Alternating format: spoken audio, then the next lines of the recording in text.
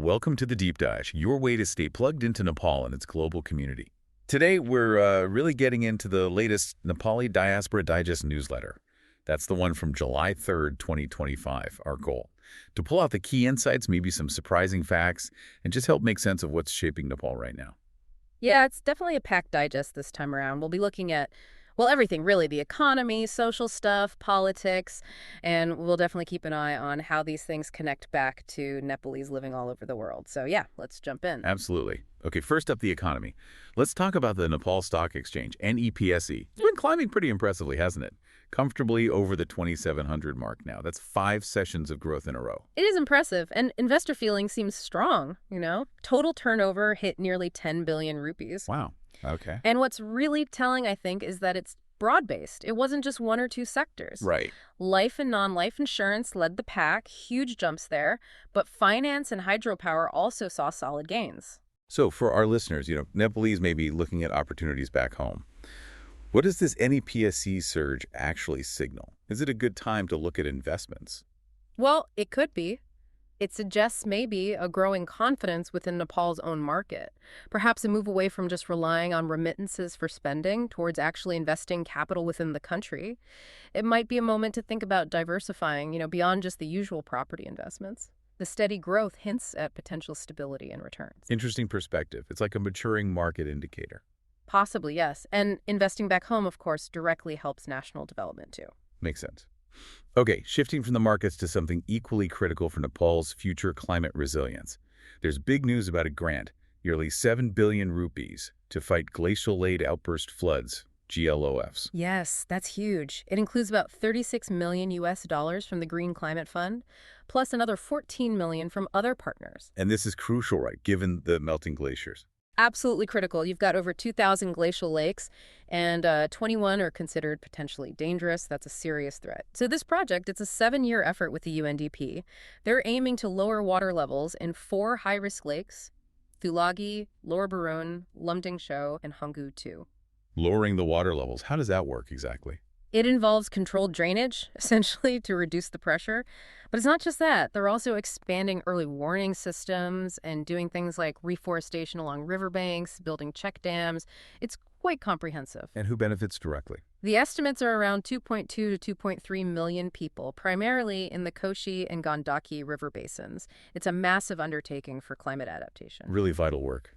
Okay, let's move on to infrastructure and energy. Seems like a big push there, too. Definitely. Rashtriya Prasaran Grid Company, RPGCL, they've signed deals to connect 607 megawatts of new hydropower to the national grid. 607 megawatts, that's significant. It is, and it's through public-private partnerships. It feeds into that big target the energy minister set, 28,500 megawatts by 2035. Ambitious. And it's not just energy, right? There's more general infrastructure work planned. Yes. The government's plans for the next fiscal year are quite extensive. They're talking about building 200 new suspension bridges. 200? Yeah, plus repairing 100 old ones, and 40 new motorable bridges, maintaining 30 others. Plus roads, 100 kilometers of new roads, and blacktopping 300 kilometers of existing ones. That's a lot of connectivity work. But are we seeing progress match ambition? I know some projects face delays. That's the perennial challenge, isn't it? Look at the Naranga-Butwal road expansion. It's, 69% complete? And its third deadline is July 24th. They're already asking for a 4th extension, another year. Yikes. Any good news there? A little bit. A new bridge over the Banaya River should open soon, which might ease things slightly in that section. Okay. What about other key roads, like the Aranaco Highway expansion? Similar story, unfortunately. The Surya Banayak to Dulikhel stretch, that 16-kilometer 6-lane expansion, work's basically stopped. Why is that? Monsoon, partly. But also local protests in one area, Pool Bazaar. It's only about 200 meters affected by the protests, but overall progress is only 50%. And how much time is left? Just 6 months on a 36-month project. So, yeah, it's looking like an uphill battle to finish on time. Seems like project execution remains a hurdle, but there is some positive infrastructure news. Yes, definitely. At Pokhara International Airport, the Nepal Oil Corporation, NOC, has finished building a modern aviation fuel depot. Oh, that's important for the airport's operations. Very. And what's really noteworthy is that it was built entirely with Nepali money, Nepali expertise, Nepali workers, a first for NOC in its 55-year history. That's fantastic. Self-reliance in action. Exactly. It holds 3.6 million liters and should be running by August. Cost about 750 million rupees without VAT. Great news. And staying on energy, but shifting focus slightly, biofuels. That seems to be getting more attention. It is, and for good reason. Nepal spends a fortune importing fossil fuels. It was nearly 19% of total imports last fiscal year. Wow, 19%. Yeah, around 354 billion rupees. So biofuels offer a way to cut that import bill, boost energy security, and help the environment by cutting transport emissions. Makes sense. Is there a potential for rural development too? Huge potential. Biofuel crops could be grown on underused or degraded land. Estimates suggest that's about 12% of Nepal's total land area. Think about the jobs and income that could create. Are there examples of this working elsewhere? Oh, absolutely. Brazil is the classic example with ethanol. India is also ramping up significantly. They're hitting 18% ethanol blending in petrol soon, saving billions. So what are the hurdles for Nepal? Key challenges. Getting a reliable supply of feedstock, the raw material, without messing with food production, that's crucial. You need big investment in infrastructure. And you need clear rules and regulations, like maybe setting a target, say 5% ethanol blending by 2028, just to get things started. Right. And international help. The Global Biofuel Alliance, launched at the G20, could be really useful there. Access to technology, expertise. Okay, so putting it all together, the hydro, the roads, the bridges, the biofuels. Yeah. How does this fit into the bigger picture for Nepal, and what does it mean for Nepalese professionals overseas? Look, it's fundamentally about making Nepal more self-sufficient and resilient, economically and environmentally. For professionals abroad, it's a clear signal. There are real opportunities opening up back home in engineering, project management, green energy, finance. It's a chance to bring skills and investment back, to directly contribute to this vision of a more self-reliant Nepal. It presents challenges, yes, like project delays, but also immense opportunities. Okay, that's a great overview of the economic and infrastructure landscape. Let's shift gears now to some really positive news from the world of sports. What a week for the Nepali women's football team. Just incredible performances in the AFC Women's Asian Cup qualifiers. Absolutely fantastic. They beat Sri Lanka 8-0 after already beating Laos 9-0 earlier. Just dominant. And Sobhitra Bhandari, Samba, she's just unstoppable. Another hat trick? Yep, another hat trick. That takes her international goal tally to 64. Incredible. So what's next for them? The big one. They play hosts Uzbekistan this Saturday, a win there, and they secure a historic spot at the 2026 Asian Cup in Australia. Fingers crossed for them. Definitely. And it's not just the women's team shining, right? Yeah. The U16 boys cricket team is also doing great. They are. They stormed into the final of the ACC Men's U16 East Zone Cup. How did they get there? A really convincing 9-wicket win over Malaysia in the semis. Malaysia were all out for 90, and Nepal chased it down in less than 12 overs.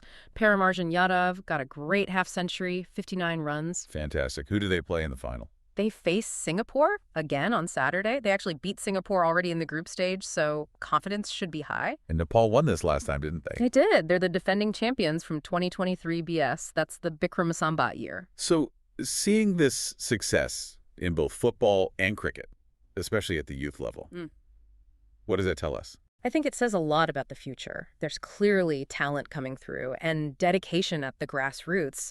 It builds national pride, and it's vital for the long-term health of Nepali sports. It's really encouraging. It really is. Okay, shifting from the highs of sports to a more daily challenge, vegetable prices in Kathmandu. They seem to be shooting up. Yeah, significantly. The reports say many items have almost doubled in price in just a couple of weeks. Doubled. Wow. Why is that happening? It seems to be a combination of things. First, the monsoon rains. They've damaged key highways like the Tribhuvan, Prithvi, or BP highway, which disrupts supply coming in from surrounding areas in India. The supply chain issue. Exactly. And second, it's planting season for paddy. So many farmers have shifted their focus there. Less land being used for vegetables right now means lower supply. Apparently, only about 16% of the total crop area was planted by late June, less than last year. Can you give some examples of the price hikes? Sure. Like wholesale eggplant prices jumped over 46%. Bottle gourd went up over 82% wholesale. And retail prices are even higher, maybe 70, 80 rupees a kilo for those. That really impacts household budgets. Is this likely to continue? Market officials are warning it might. Prices could stay high right through the festive season, maybe until October. It just shows how vulnerable daily life is to weather and agricultural It's cycles. a tough situation. Hmm. And on another serious social issue, child labor, there are renewed calls for action. Yes, strong calls for coordinated efforts between all levels of government, federal, provincial, local, and other groups to finally end child labor. Where are these discussions happening? There were recent talks in Pokhara focusing on the need for rehabilitation, getting kids back with their families, and ensuring they get education, whether formal or informal. What are the numbers like, say, in Pokhara? The statistics are quite alarming. Over 1,100 child workers just in Pokhara City, including over 300 girls. And around 650 kids are working in places like workshops, garages, metal industries. That's shocking. And it's a nationwide issue, of course. Absolutely. And connecting this back, for Nepalese listening around the world, how can we help? What can be done? It really raises the question of supporting initiatives on the ground, programs focused on education access, maybe vocational training for older kids, support for families to break that cycle of poverty that often forces children into work. It's a deep-rooted problem that needs sustained effort. Okay, let's switch focus now to politics. A major development here. Former President Bidya Devi Bhandari is back in the political arena. That's right. First, she formally gave up all the state benefits she was entitled to as a former head of state, sent a letter to the Home Ministry on July 2nd, effective immediately. And this came after. After her announcement just a few days before, on June 29th actually, at an event marking Madan Bhandari's birth anniversary, she declared she's rejoining the CPN-UML party. Ending a long break from party politics. Almost a decade. She said her mission to build a prosperous Nepal remains unfinished. What are the implications of her return? She's a big figure. Huge. Inside the UML, she's seen by some as a potential counterweight to KP Oli's dominance. It could spark debates about leadership, party direction. There's speculation she might aim for a top position at the next party convention. It could either help unify the party around a different pole or maybe even deepen existing factions. And beyond the party, any potential impact on, say, foreign policy? Possibly. If she gains significant influence, her leadership might steer the UML towards, perhaps, a more balanced approach between India and China, promoting that idea of equidistance, maybe restoring some image of stability in foreign relations. So her return really sends ripples through the whole political system. It does. It adds a new dynamic, definitely. Now, so let's unpack this a bit. What does this mean for governance, for stability in Nepal, and how might Nepalese abroad view this? Well, it introduces a bit of unpredictability, doesn't it? But also potential change. For those abroad, it might reignite interest in domestic politics. Seeing a prominent figure step back in, it reminds everyone that leadership structures aren't fixed, they evolve. Whether that leads to stronger democracy or more instability, well, that depends on how these internal party politics play out. Right. Politics is never static. Now, staying with political tensions, the Nepal Teachers Federation, NTF, they're threatening protests again. Yes, they've warned of fresh protests if the School Education Act isn't implemented by July 7th. Didn't the government already miss a deadline on this? They did. The agreed deadline was June 29th. But there are ongoing disagreements, demands that haven't been resolved. What are the main sticking points? Two key things. The teachers want 75% of posts filled through internal promotion, with only 25% open competition. The initial proposal was more like 60-40. And they also want the pass mark or threshold for teacher performance evaluations lowered from 90 points down to 80. This act seems really important for the education system. What happens if this deadlock continues? It's critical. Continued deadlock could seriously disrupt the education sector, affect quality, impact students, and it doesn't exactly build confidence in the government's ability to manage reforms. Okay. One more item from the governance front. The Supreme Court stepping in regarding landless settlers in Kathmandu. Yes, the court issued a show cause order to the Kathmandu Metropolitan City, the KMC. What prompted that? It was a writ petition filed for landless Dalits, squatters, and other unorganized settlers. Apparently, KMC told its local wards to start collecting applications from these groups. Okay.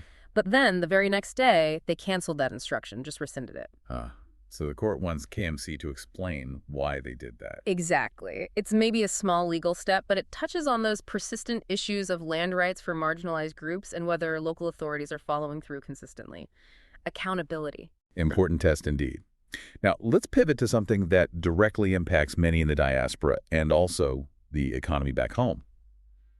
Labor shortages in the hospitality sector. Yes, this is a really interesting dynamic. You've got a booming tourism and hospitality sector, especially in areas like Rupande, creating lots of jobs. But hotels and restaurants are finding it incredibly hard to keep trained staff. High turnover is a major problem. Why are people leaving? It seems many view these local hotel jobs as just temporary stepping stones before they go abroad for work, or maybe move to higher paying jobs in local casinos. Casinos pay that much better. Significantly better, it seems. A casino in the region might employ up to 1,000 people, and the wages pull workers away from hotels. So hotels invest in training people. Exactly. They spend a lot, maybe over 100,000 rupees per person, including food, lodging, uniforms, only for the employee to leave after a few months. It's a costly cycle for them. Is this a recognized problem nationally? Oh, yes. The Hotel Association Nepal, HAN, sees it as a national crisis. They're even running vocational training programs trying to encourage young people to stay in Nepal.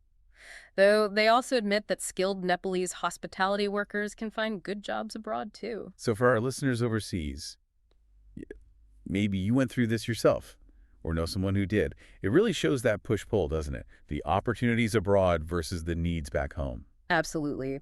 And what are the long-term effects if this brain drain of skilled hospitality workers keeps going? It could really hamper the growth of Nepal's tourism industry, which is so vital for the economy.